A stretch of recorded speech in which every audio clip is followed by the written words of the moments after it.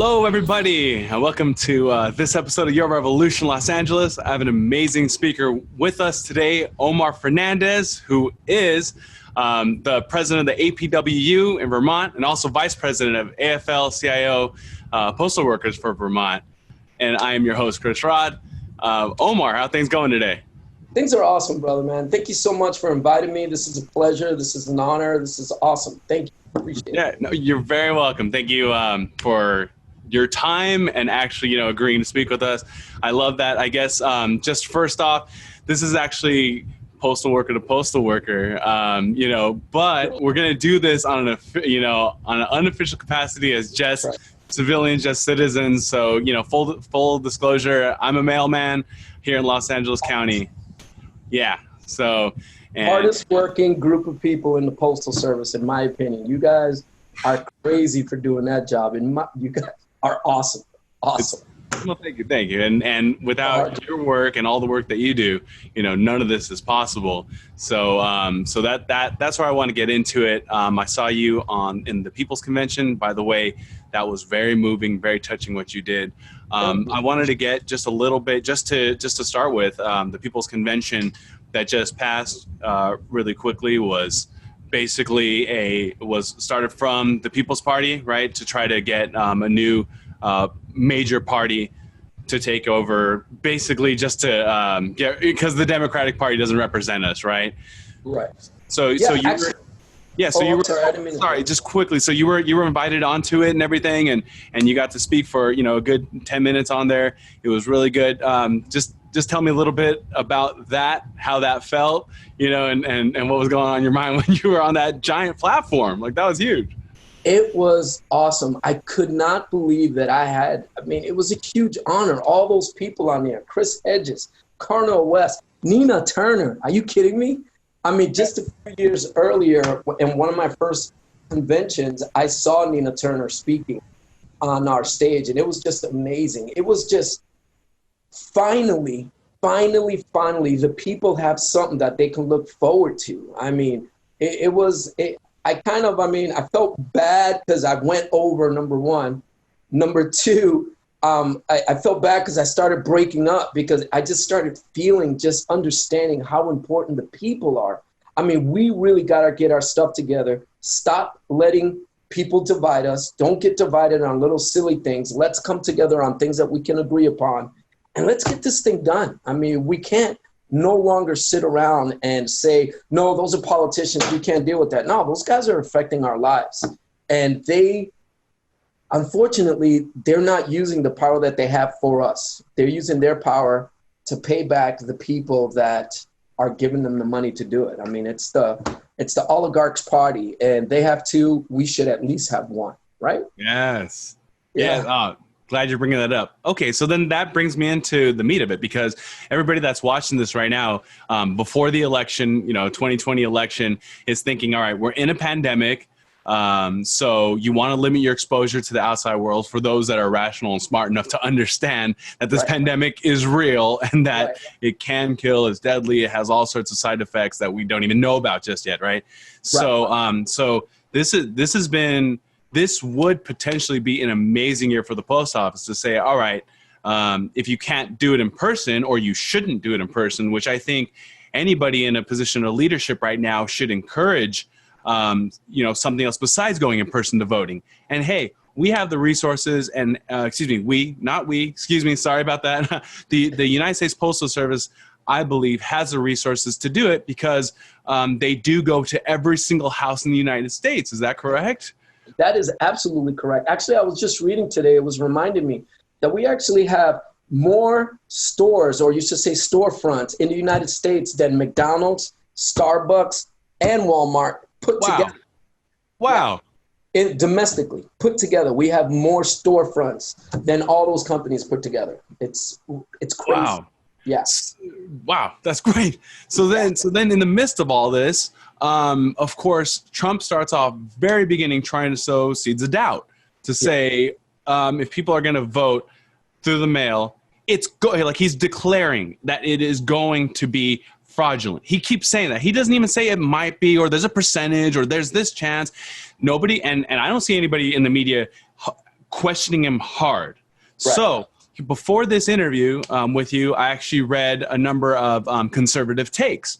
And so I just kind of want to go through some of them and, get your thoughts on it, your opinions, backed up with facts is what, we're really looking for. So this isn't just for, Democrats, this is for all Americans to see this and understand what's going on. Yeah. So, all right. So first off, they say all this stuff with Louis DeJoy and Trump having his hand in destroying the post office, that removing the blue collection boxes and, getting rid of machines. It's all something that's been going on for decades. It's something that's been going on for a while, and it's just a faux controversy. So that first part of them saying it's a faux controversy, what do you think of when you hear that? I mean, there's things that happen in the post office where, yes, they do take machines out always to bring in new machines. That's always the way it works. They never take out, never. Now, I will say this. I've only been in the Postal Service for 5-6 years now. As long as I've been there, I've seen 3 machines come out of my plant, but it was replaced with a bigger machine that can handle bigger volume. But never have I seen them just pull machines out and never replace them whatsoever. They've always been replaced. Even in my own plant right now, there was a machine, it's called a facing machine, a facing cancellation machine. It takes all the mail that everybody sends, and it flips it over on the right side so the machines can read it, and then it cancels the stamp.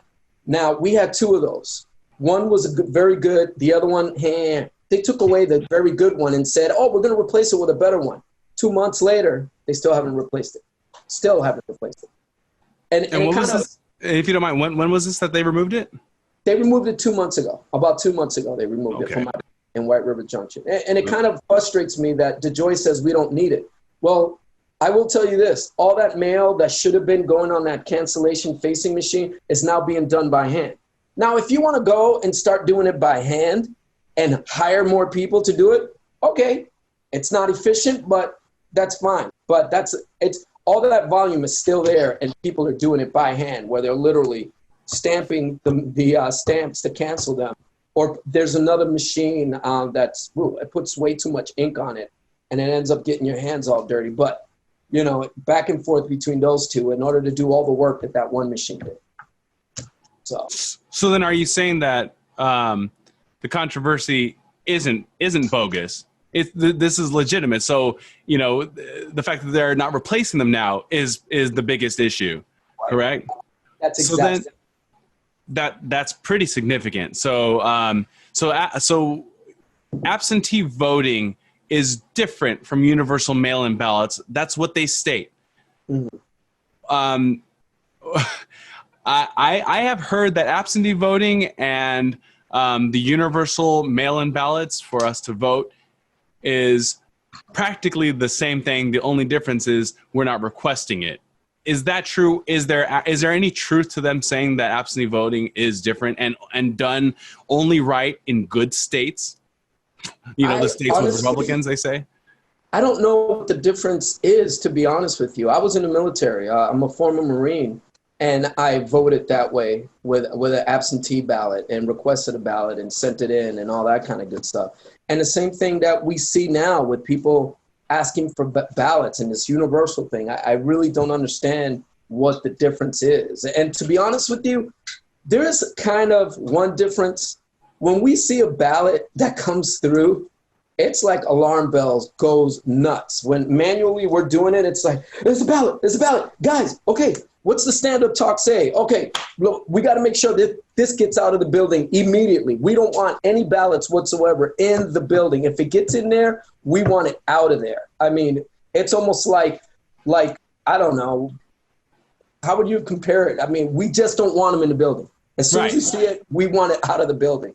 Yes. They go through the machines anyways, and the machine takes care of all that.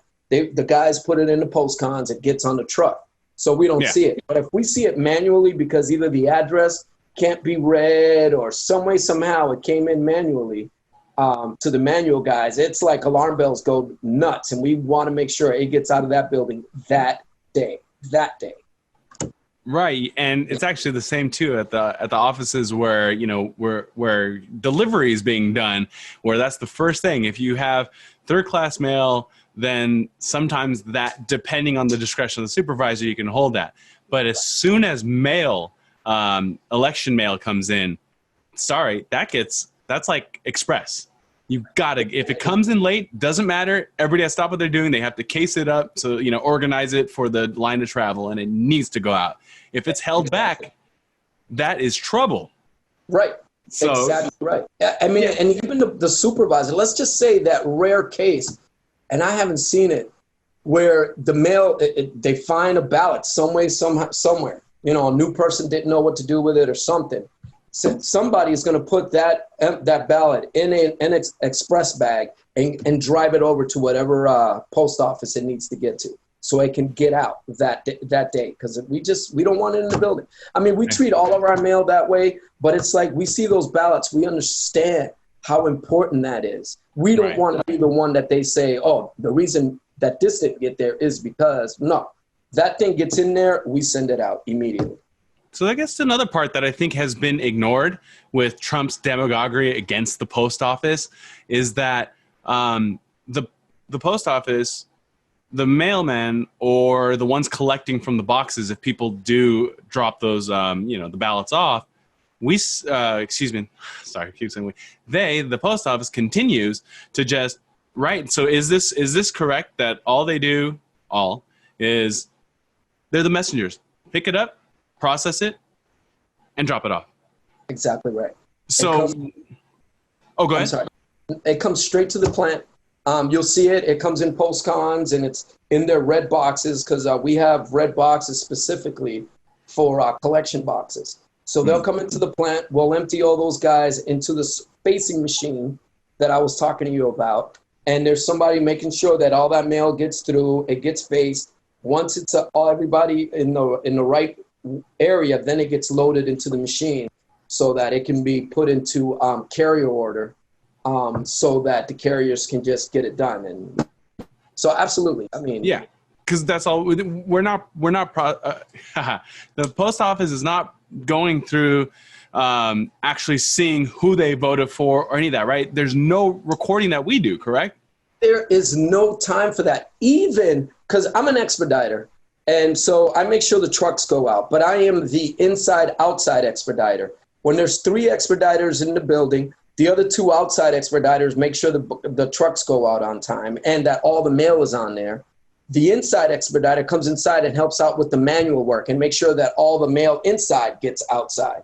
So even when you have that letter in front of you and you're sorting it into the different boxes, you don't look at a name. All you're looking is at the zip code. That's all you're looking at. And whatever that zip code is, that's where it goes. And it depends. If you're doing the 3-digit sorting, which gets it to that center, that section of the state, you put it right into that box. All you're doing is reading the first 3. When you're doing the specific towns, then you're looking at the last 2. And that's it. And you're doing it as fast as possible, because there isn't enough people to do the mail, number one. So you want to make sure as fast as possible you get it done so that all the mail that you have in front of you gets sorted so that you can get it out to the trucks. Right. And that's the job that you have as an employee, correct? Right. So how is it then, what type of assurance should the American public have that the post office is not, or how can I say this without, I want to frame this without saying that the post office is not going to be involved in fraud. So my question really is, do you see that being an issue at all? Or can you assure the public that look, there's no fraud that is going to be gone from the post office? What are your thoughts on that? Absolutely. The mail that comes in goes out. There's no way in the world that anyone, even as a PSC, a non-career employee, they make about $18-19 an hour is what they make. And I will tell you this, it's kind of weird when you first start working there, but in the plant itself, and even in the small offices, they don't know this, but in the plant itself, you look up and there's windows, weird looking windows all around the entire plant. Now, if anybody, and there's a camera there all the time in all these places, you forget it's there, but you're always being looked at. The Postal Police does not play. I mean, even if you delay mail, say it's first class mail that's supposed to go out that door, you delay the mail, there's a postal inspector that's going to come to talk to a supervisor immediately. They do not play around with that. There was even one time, it's funny because there's always, within us, we always play around with, not today postal inspectors, but we'll see weird things in the plant or whatever. As a PSC, I saw like a little stack of money in the plant, like right in the middle of the road, right there in the middle of the aisle. And so I look at it, I look at the window, and I'm like, not today, postal inspector. I went and got the supervisor, and I was like, hey, I don't know whose that is, but it's not mine, and I'm not even touching it. And I was like, oh, that's mine, thanks. Hey, whatever, man. Don't forget there's a window right there, but I'm not going to do it. No, you're so right. Whether it's a penny or 5 cents, you don't want to touch that because that becomes then a federal crime. I mean, and what? We get paid God, it's the best job I've ever had in my life. I've been a minister. I've been different things. It's the first job I've had where I can save money, pay my bills, and even go on vacation if I ever did it. If I ever did that, you know what I mean? I haven't gotten used to being able to have a vacation yet, but one day. When you do, yeah, that'd be great. So then now to move into the whole thing about just the post office's sustainability and ability to thrive in the age of the internet and the age that, just essentially the age of the internet that's been going on, for the last like 20 years, how it's been taken off, right? And as a result of us being able to have cell phones, being able to send emails, being able to send text messages, on and on, that has reduced the mail volume, and there have been other ways, of course, to be able to bring up revenue for the post office, and we have done so. Yet, what I'm keep hearing from, especially conservatives, just because, the general public doesn't really know what's going on. What I hear from conservatives is that, hey, look, this is just, the post office is just running out of money because they're becoming irrelevant and they're mismanaged. So the push to privatize isn't that bad. Now, since actually you can talk on it a bit. I see that there's a push for privatization. Have you heard of anything, or have you seen moves that show the relevance of that? They definitely have been trying to privatize us. Now, and I will tell people this, a lot of people don't know this. There's other companies that have already taken little bits and pieces of the postal service secretly, Pitney Bowes and things like that. And those poor guys, I heard that they even have the same machines that we do, but they're only getting paid $10 an hour. Now, some people might say, hey, then, why don't you guys do that with the Postal Service? Look, the post office makes money, thank God, because the people use the post office. I mean, they always talk about that we're running out of money. The only time when we started losing money is when they passed the PAEA law, the Postal Enhancement Act, I think is what it's called. And what that does is that it requires the Postal Service to pay for 75 years of retirement in 10 years. 75 years in advance. In 10 years, they have to do that. In 2006, we had a profit. And it's already been analyzed that if it wasn't for the PAEA, the Postal Service would have had 6 years of operational profits in the last 6 years if it wasn't for that PAEA. And I will tell you this, there was an analysis that was done before that law to make it look like the Postal Service is being inefficient, that we don't have enough mail or any of that kind of stuff. And they come to find out that the Postal Service actually overpaid retirement up to that point. Some say $75 billion, some say $100 billion. They overpaid it. Now, here's a question I have for our congressmen, Republicans and Democrats. Where's that money? Where is that $75 billion to $100 billion? If we still had that in our coffers, we would be fine with this whole COVID thing. We'd be able to survive and be able to do what we need to do. The only reason that we're, quote unquote, losing money because of COVID Number one, because of that 75 years mandate. That's the first thing. The second thing is that now people have switched to packages. They're doing food. They're doing everything by packages. That is more labor intensive because it's not just the letter that you just put away. You got to look at that package. You got to put that package in a truck. That truck takes gas and all that. That's where this missing money, it looks like it's coming out. But if we had that $75 billion, $100 billion, we'd be like, okay, this could carry us over. You know what I mean? But because we don't, and because they've been taking money away from us since 2006 with this, mandate that they put on us, that's why it looks like we're not making any money. And I will remind people of one more thing. The post office is a nonprofit organization. We are a service. We are not there to make a profit, although we did back in the day.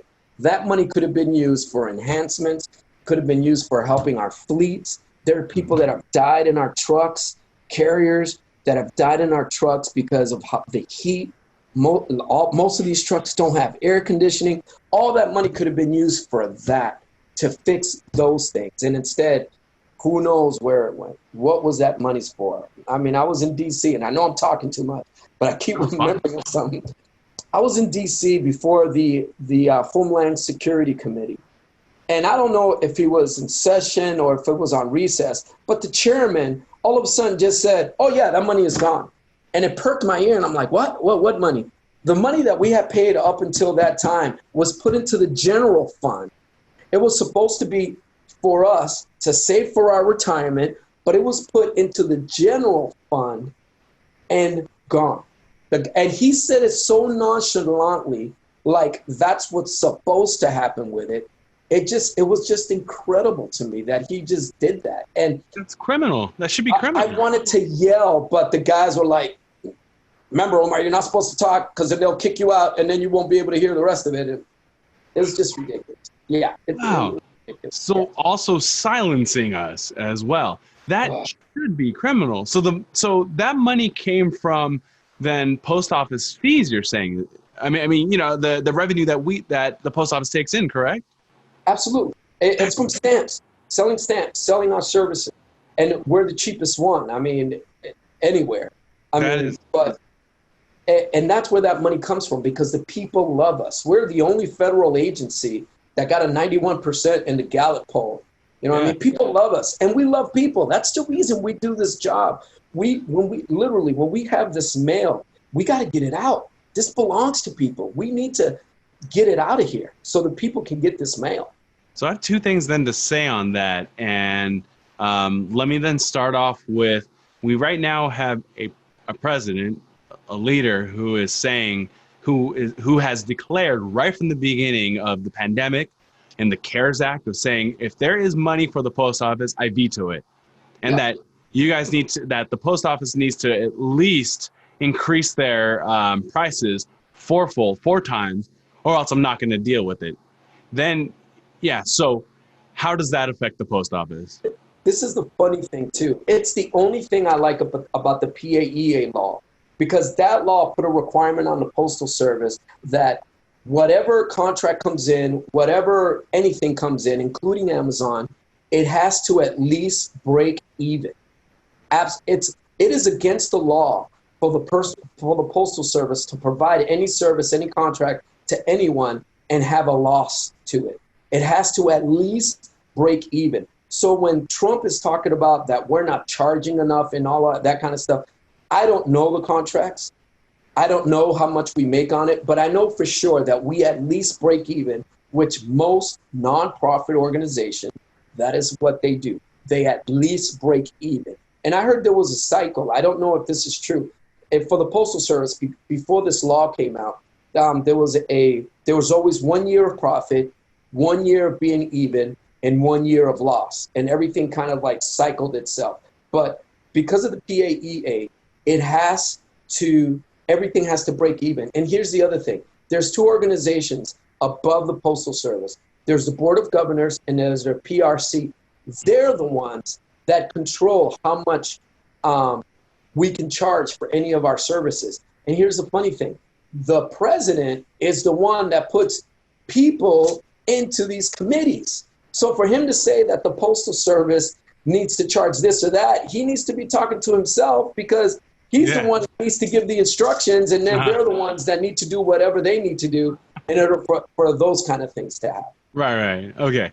We're running a little bit out of time now, so I'm going to tighten this up a bit. I wanted to get at postal banking. So Bernie Sanders, when he's been running for president since 2016, has talked about postal banking.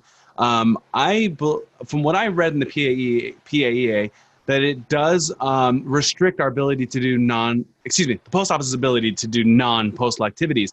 Would that fall under it? And if so, and regardless of that, how good would that be? For the public and for the post office if they were able to do postal banking? Postal banking would be outstanding for the public, because already there are bank deserts, just like there are food deserts. There aren't enough grocery stores in all these poor parts of the country. There aren't enough banks, or there are banks that want nothing to do with getting into these communities. And that's how these day lenders get in and all that. Those are the guys that have been fighting against postal banking, because as a matter of fact, we used to do postal banking. We used to do that, and they took it away from us. The lobbyists took it away from us. I think it was back in the 70s, maybe 30s, 40s. I don't really remember, but they took it away from us. It's something that we would do all the time. If we had that and were able to give loans and all that, we would help millions of people be able to get ahead to do what they need to do, And not only that, I mean, there's green stuff that we can do. There's an idea out there where we can take all of our, because we have huge warehouses. We can put solar panels on all those warehouses and use that to give electricity to the community that it's in. I mean, not only that, internet, we can provide broadband to people to at least be able to come in and do what they need to do, or pay for notary publics. There's so many things. Already we do passports.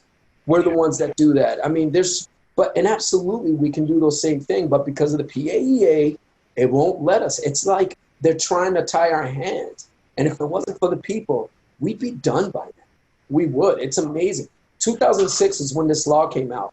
And we're still around, but we got to get rid of that law. We got to get rid of that law.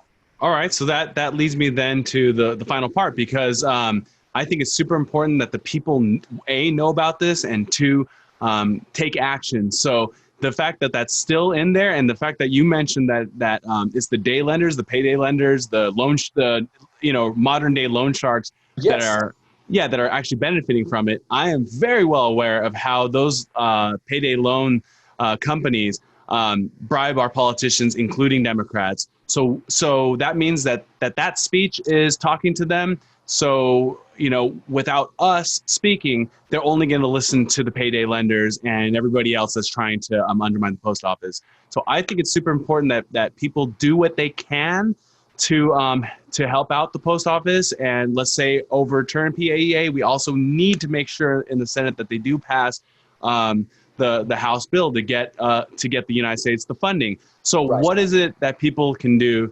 to make that happen? Absolutely. What the people need to do is call your senators, because there was a law that was passed that's going to help the Postal Service and the people. It was passed in the House.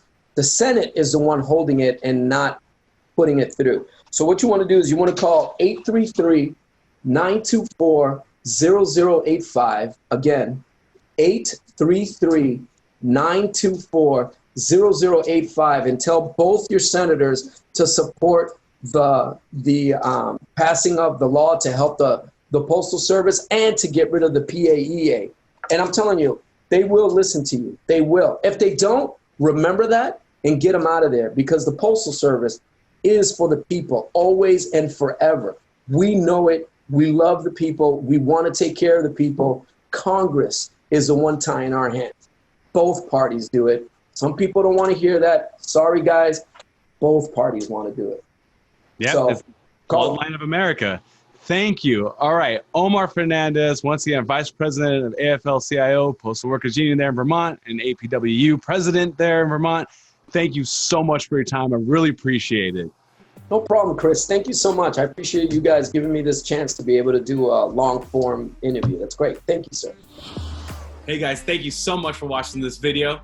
If you liked it, please tap the like, hit the bell, subscribe to us, and support us on Patreon if you want to join the cause to help us get corrupt bribes out of our nation's news media. Thank you so much for watching, and remember, this is your revolution.